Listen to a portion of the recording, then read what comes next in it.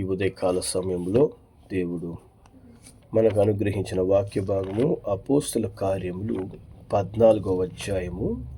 అపోస్తుల కార్యములు 14వ అధ్యాయము 7వ వాక్యాన్ని మనము చదువుదాం. లుస్త్రాలో బలహీన పాదములు గల ఒకడు ఉండెను. అతడు పుట్టినది మొదలుకొని కుంటివాడై ఎన్నడూ నడవలేక కూర్చుండి ఉండువాడు. దేవుని నామానికి మహిమ కలుగునుగాక. కాబట్టి పౌలు తన పరిచర్య చేస్తూ లుస్త్రా అనేటువంటి ప్రాంతమునకు వెళ్తున్నారు.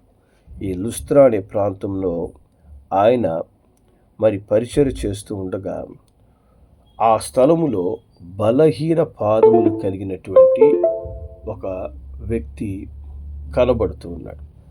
బలహీన పాదములు కలిగినటువంటి ఈ వ్యక్తి ఎప్పటి నుంచి బలహీనతతో ఉన్నాడంటే, పుట్టుకతో అతడు బలహీనుడు అని దేవుని వాక్యము సెలవిస్తుంది. కనుక మన జీవితంలో కూడా మనం గమనించినట్లయితే పలు రకాల బలహీనతలు మనలను బలహీనపరుస్తూ ఉంటాయి. పలు రకాల బలహీనతలు మన శరీరాన్ని బలహీనపరుస్తాయి, మన మనస్సును బలహీనపరుస్తూ ఉంటాయి, మన ఆత్మను బలహీనపరుస్తాయి, మనల్ని కృంగిపోచేస్తూ ఉంటాయి. కనుక దేవుని బిడ్డలైన మనము బలహీనులమని దేవుని వాక్యం సెలవిస్తుంది. బలహీనులమైన మన యొక్క బలహీనతలను ప్రభు అయిన యేసు భరించుటకే ఈ లోకంలోనికి వచ్చాడు. అందుకే మత్తయి సువార్త 8వ అధ్యాయము, మత్తయి సువార్త 8వ అధ్యాయము 17వ వాక్యము ఈ విధంగా సెలవిస్తుంది.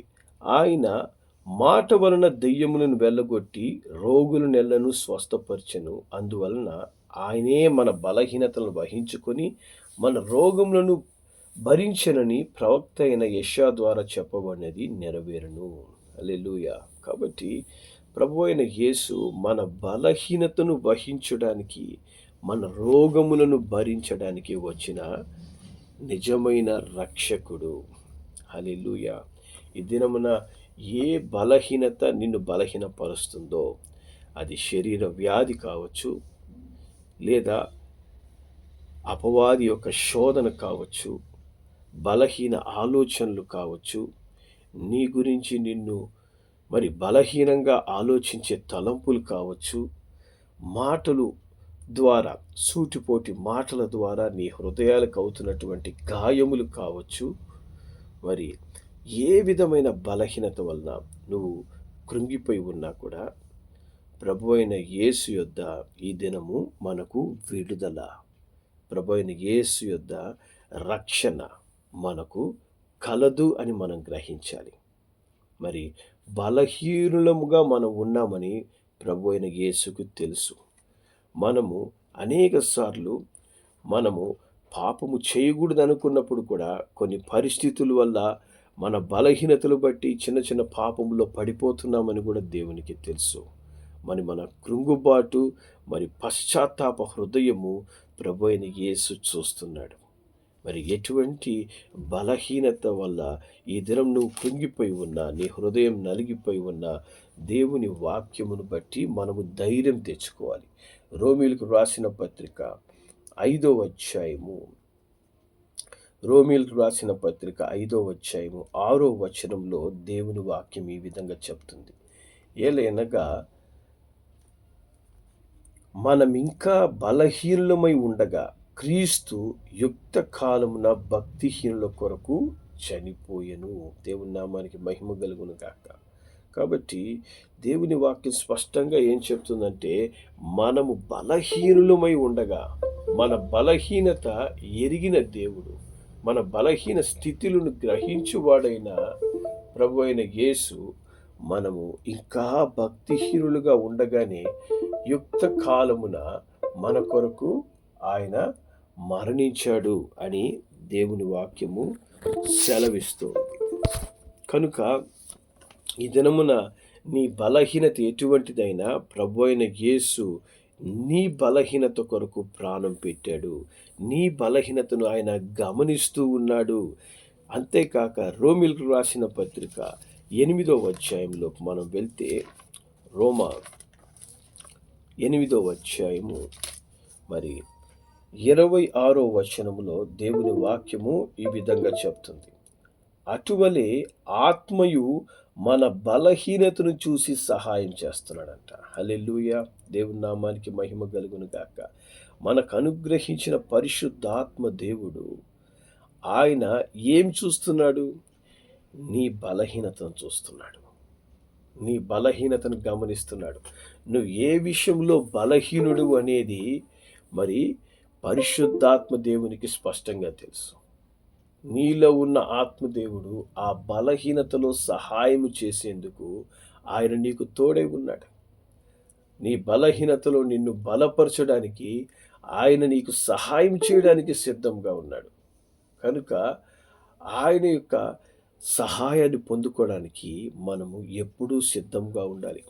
మరి దేవుని వాక్యంలో మనం ఆ అపోస్తల కార్యములు 14వ అధ్యాయంలోకి మనం తిరిగి వెళ్తే, ఈ 14వ అధ్యాయము 9వ వచనము మనం చదువుదాం. అతడు పౌలు మాట్లాడుట వినెను అని దేవుని వాక్యం చెప్తుంది. అతడు పౌలు మాట్లాడుట వింటూ ఉన్నాడంట. దేవుని నామానికి మహిమ కలుగును గాక. ఈ బలహీనుడైనటువంటి వ్యక్తి తన బలహీనత నుంచి బయటికి తీసుకురాగలిగినటువంటి అద్భుతమైన మాటలు అక్కడ వింటూ ఉన్నాడు. హల్లెలూయా! తన బలహీనత నుంచి, తన వ్యాధి నుంచి, తన సమస్య నుంచి బయటికి తీసుకురాగలిగినటువంటి మాటలు అక్కడ వింటూ ఉన్నాడంట. అనేక సార్లు మనము వినేటటువంటి మాటలు మనల్ని స్వస్థపరుస్తాయి, మనల్ని బలహీనపరుస్తాయి. చూడండి, మరి కొన్ని మాటలు మనల్ని కృంగిపోజేస్తాయి. కొన్ని మాటలు మనల్ని అవిశ్వాసంలో పడదోస్తాయి. కొంతమంది శాస్త్రాలు మనకు దుఃఖాన్ని కలుగజేస్తాయి. మరి ఈ దినమున నువ్వు ఎటువంటి మాటలు వింటున్నావో అవి దేవుని మాటలైతేనే నీ జీవితానికి మేలుకరంగా మారుతాయి. నీ జీవితాన్ని స్వస్థపరచగలవు. అందుకే దేవుని వాక్యం చెప్తుంది. మరి సామెతల గ్రంథం 30వ అధ్యాయం, సామెతల గ్రంథము 30వ అధ్యాయము 8వ వచనం మనం చదువుదాం. సామెతలు 38. వ్యర్థమైన వాటిని, అబద్ధములను నాకు దూరముగా ఉంచు అంటాడు. వ్యర్థమైన మాటలు, అబద్ధపు మాటలు మనం ఎక్కడ పెట్టుకోవాలంట? దూరంగా పెట్టుకోవాలి. అనవసరమైనటువంటి మాటలు, పనికిమాలిన మాటలు మన హృదయంలో చేర్చుకోకూడదు. నిన్ను బలపరిచే మాటలు, జీవం కలిగిన మాటలతో నువ్వు నింపుకున్నప్పుడే నీ యొక్క బలహీనత నుంచి నువ్వు విడుదల పొందుకుంటావు. హల్లెలూయా! అదే సామెతల గ్రంథం 28వ అధ్యాయము 9వ వచనంలో దేవుని వాక్యం ఈ విధంగా చెప్తుంది. సామెతలు 28:9. ధర్మశాస్త్రం వినకుండా చెవిని తొలగించుకొని వాని ప్రార్థన హేయము అంటున్నాడు. దేవుని వాక్యం వినకుండా, దేవుని వాక్యానికి లోబడకుండా, దేవుని వాక్యానుసారంగా జీవితాన్ని సరిచేసుకునేందుకు ఆ వాక్యాన్ని విశ్వసించకుండా మనం కనుక ఉంటే, దేవుడు అంటున్నాడు, మీ ప్రార్థన కూడా నేను విన్ను. మీ ప్రార్థన బట్టి నేను జవాబు కూడా నేను ఇవ్వను. చాలామంది మరి దేవుడు నాకు ఎందుకు విడుదల ఇవ్వడం లేదు, ఈ బలహీనత నాకు స్వస్థ కలగడం లేదే, ఈ బలహీనత మరలా నన్ను పట్టి పీడిస్తుందే, ఈ శోధన నుంచి నేను బయటికి ఇంకా రాలేకపోతున్నానే. ఎందుకు రాలేకపోతున్నావంటే దేవుని మాటలు వినకుండా చెవులు మూసుకుంటున్నావు. దేవుని మాటలు నీ హృదయములో చేర్చుకోకుండా హృదయాన్ని మూసుకుంటున్నావు. నిన్ను దేవుని వాక్యము స్వస్థపరచనీయకుండా, దేవుని వాక్యం యందు విశ్వాసం ఉంచకుండా మనం ఉంటున్నాం.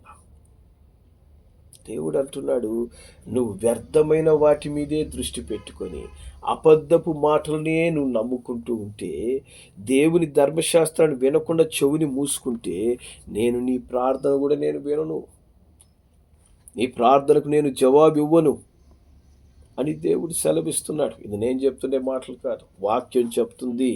ధర్మశాస్త్రం వినకుండా చెవుని తొలగించుకొని వాని ప్రార్థన దేవునికి ఇష్టం లేదట. హేయమైంది, ఇష్టం లేని ప్రార్థన. కాబట్టి మనం వాక్యాన్ని వినకుండా, వాక్యానికి లోబడకుండా, దేవుని యందు విశ్వాసం ఉంచకుండా, దేవుడు నన్ను స్వస్థపరుస్తాడు, ఈ బలహీనత నుంచి నాకు విడుదల కలుగుతుంది అనే నమ్మకం మనలో లేకుండా, దేవుడు నన్ను ముట్టలేదే, నాకు విడుదల కలగలేదంటే నీ ప్రార్థన దేవుడు వింటున్నాడా? నీ ప్రార్థన దేన్ని బట్టి ఉండాలి? వ్యర్థమైన దాన్ని బట్టి కాదు, వాక్యమును బట్టి ఉండాలి. వాక్యం యందు విశ్వాసముంచి నువ్వు ప్రార్థన చేయాలి. అయ్యా, నా బలహీనతను నువ్వు వహించుకున్నావు అని చెప్పావు కదయ్యా. నేను బలహీనుడిగా ఉండగానే నువ్వు ప్రాణం పెట్టావని నీ వాక్యం సెలవిస్తుంది కదా యేసయ్యా. ఇదిగో బలహీనతలో నాకు పరిశుద్ధాత్మ దేవుడు సహాయం చేస్తాడు అని నీ వాక్యం చెప్తుంది కదయ్యా. నాకు సహాయం చేయి యేసయ్యా, పరిశుద్ధాత్ముడా నన్ను బలపరుచు అని విశ్వాసముతో మనము ప్రార్థించేవారిగా ఉండాలి. విశ్వాసంతో మొరపెట్టేవారిగా ఉండాలి. ఎప్పుడైతే అట్టి వాక్యము మీద నీకు విశ్వాసం వస్తుందో, వాక్యం మీద నీకు పట్టు ఉంటుందో, దేవుని కార్యాలు కూడా అదే విధంగా నీ జీవితంలో జరుగుతాయి. అదే విధంగా నువ్వు విడుదలను అనుభవిస్తావు. ఇక్కడ కూడా ఈ బలహీనమైనటువంటి వ్యక్తి లుస్త్రాలో ఏం చేస్తున్నాడంట? మరి అపోస్తుల కార్యములు 14:9 అతడు అందరి మాటలు వినకుండా పౌలు మాటలు వింటున్నాడట. పౌలు మాట్లాడుట వింటూ ఉన్నాడు. పౌలు మాట్లాడుట వింటూ ఉన్నాడు. ఉదయం నుంచి సాయంత్రం దాకా నువ్వు ఏం వింటున్నావు? ఏం చూస్తున్నావు? ఎవరిని కలుస్తున్నావు? ఏది నీ హృదయంలో నింపబడుతుంది? దేవుని వాక్యమా? లోకంలో ఉన్నటువంటి అవిశ్వాసమా? వ్యర్థమైన చెత్తన? ఏది నీ హృదయంలో చేరుతుంది? దాన్ని బట్టి మన జీవితంలో దేవుని కార్యాలు ఉంటాయి.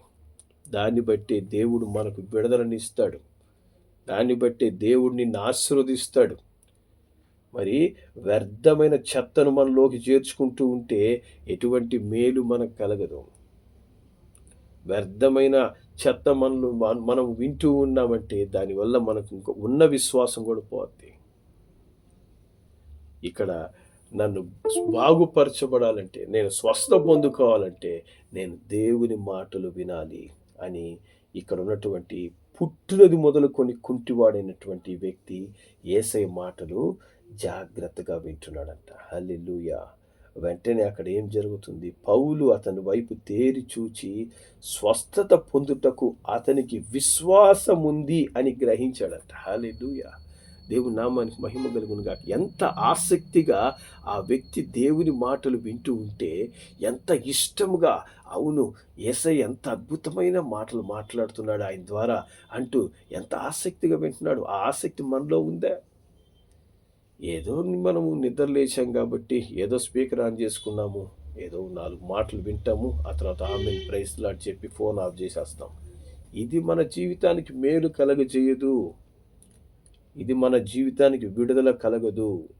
నీ బలహీనత నుంచి విడుదల కావాలంటే సంపూర్ణమైన విశ్వాసము, మరి దేవుని మాటల యందు, దైవజనుని నోటి నుంచి వస్తున్న మాటల యందు విశ్వాసముంచి వినగలగాలి. ఈరోజు దేవుడు నాతో ఏం మాట్లాడబోతున్నాడనే ఆసక్తి నీలో రావాలి. ఆసక్తి ఎవరు చూస్తారు? దేవుడు చూస్తాడు. నేను చూడను, నువ్వు చూడవు. నీ ఆసక్తిని, నీ విశ్వాసాన్ని అక్కడ పౌలు ఆ వాక్యాన్ని వింటున్నటువంటి ఆ కుంటివాడినిలో ఉన్న విశ్వాసాన్ని చూడగలిగాడంట. అదేవిధంగా యేసు ఏం చేస్తాడంటే నీలో పెరిగిన విశ్వాసాన్ని చూస్తాడు. నీలో దేవుని మీద ఉన్న నమ్మకాన్ని చూస్తాడు. నువ్వు ఎంతగా దేవుని యందు విశ్వాసం ఉంచావు అనేది దేవుని కళ్ళకు బాగా కనిపిస్తుంది.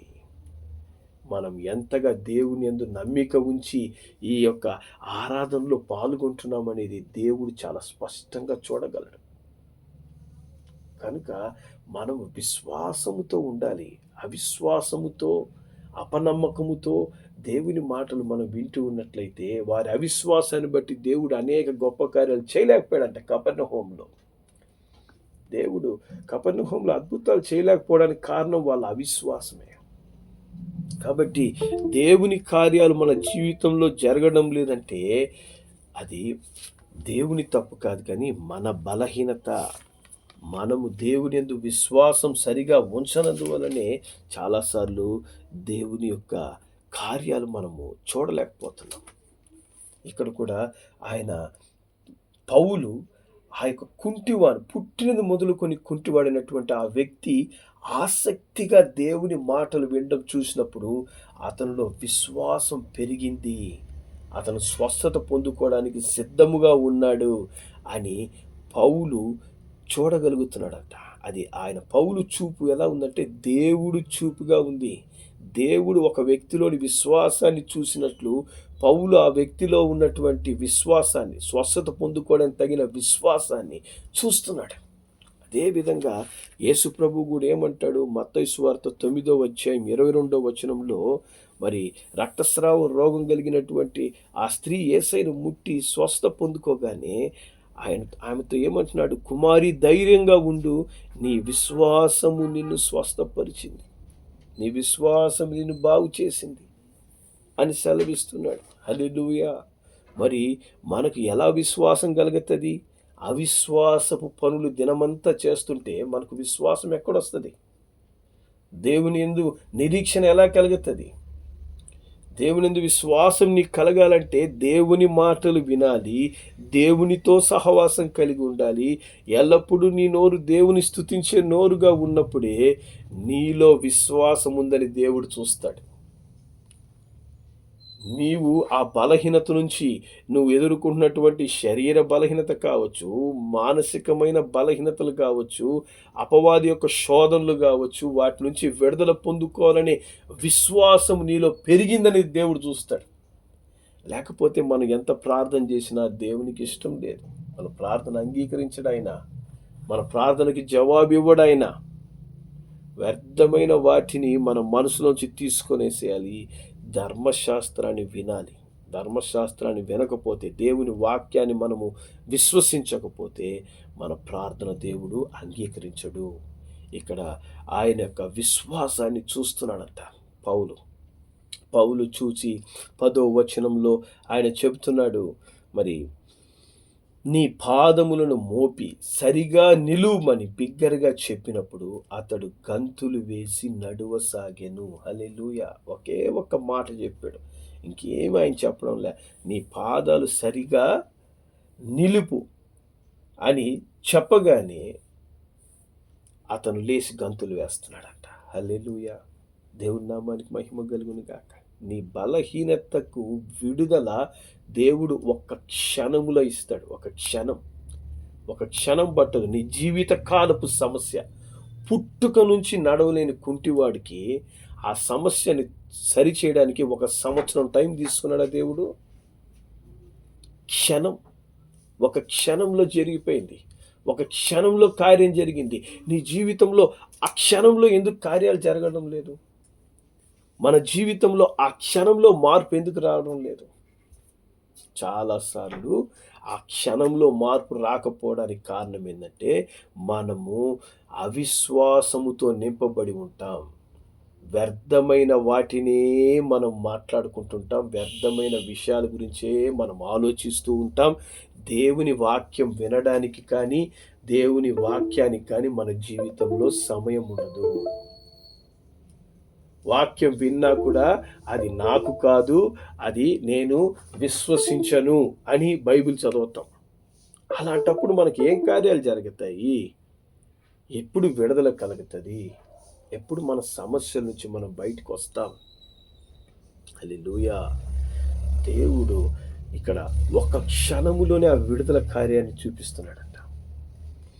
పుట్టుకతో నడవలేదు అంటే మన బలహీనతలు బై బర్త్ వచ్చుంటాయి కొంతమందికి. పుట్టుక నుంచి అదే పిరికితనం, అదే అవిశ్వాసం, అదే శోధన, అదే వేదన, మార్పు లేని, రక్షణ లేని జీవితాలు, శరీర వ్యాధులు, దీర్ఘకాల వ్యాధులు, సమస్యలు ఎన్నో ఉంటాయి.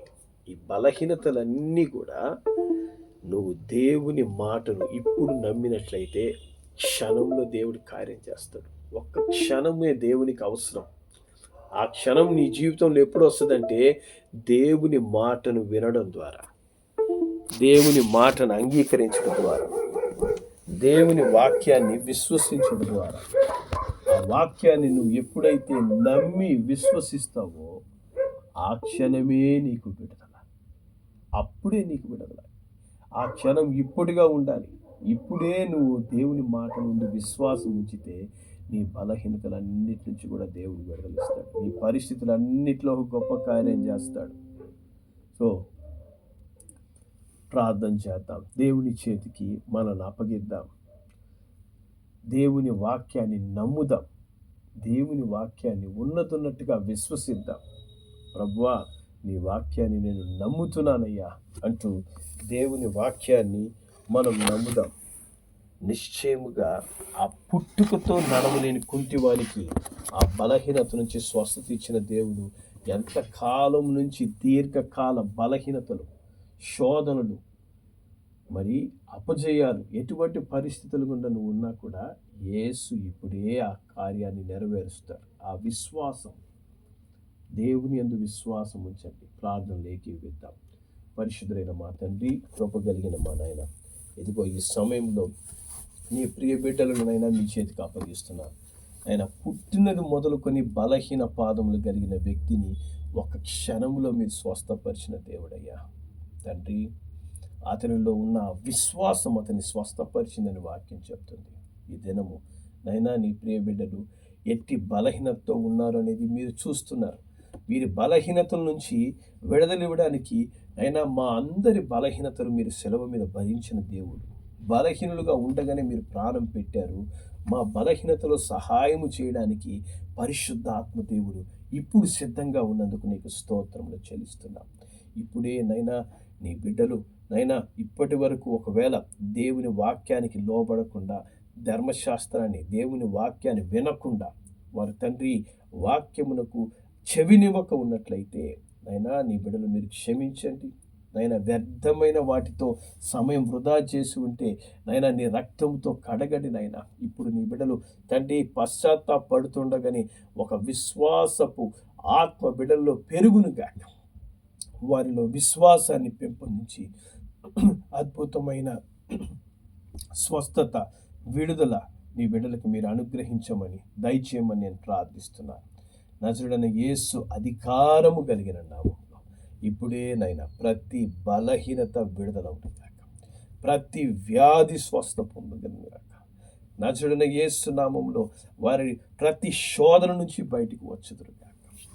ఏ విధమైనటువంటి మానసిక వ్యాధులతో, శరీర వ్యాధులతో, కుటుంబ సమస్యలతో, ఆర్థిక సమస్యలతో మరి తండ్రి ఎటువంటి ఇబ్బందుల్లో నీ బిడ్డలు ఉన్నా కూడా వారి అద్భుతమైన స్వస్థత, విడుదల ఈరోజే పొందుకోరుగాక తండ్రి. అదేవిధంగా ఈరోజు నుంచి 10th ఎగ్జామ్ స్టార్ట్ అవుతుండగా 10th పరీక్షలు రాస్తున్న బిడ్డలందరికీ కూడా కావలసిన దేవుని జ్ఞానాన్ని మీరు అనుగ్రహించి, మంచి జ్ఞాపశక్తినిచ్చి, ఆరోగ్యంతో, జీవంతో నింపినైనా పరీక్షల్లో గొప్ప జయాన్ని బిడ్డలకు మీరు అనుగ్రహించండి, ఆశీర్వదించమని మరి తండ్రి ప్రార్థనలు ఏకీపిస్తున్న బిడ్డలందరినీ కూడా మీరు ముట్టి స్వస్థపరిచినందుకు వందనాలు, స్తోత్రాలు చెల్లిస్తూ యేసు అతి శ్రేష్టమైన నామములో ప్రార్థిస్తున్నాను తండ్రి.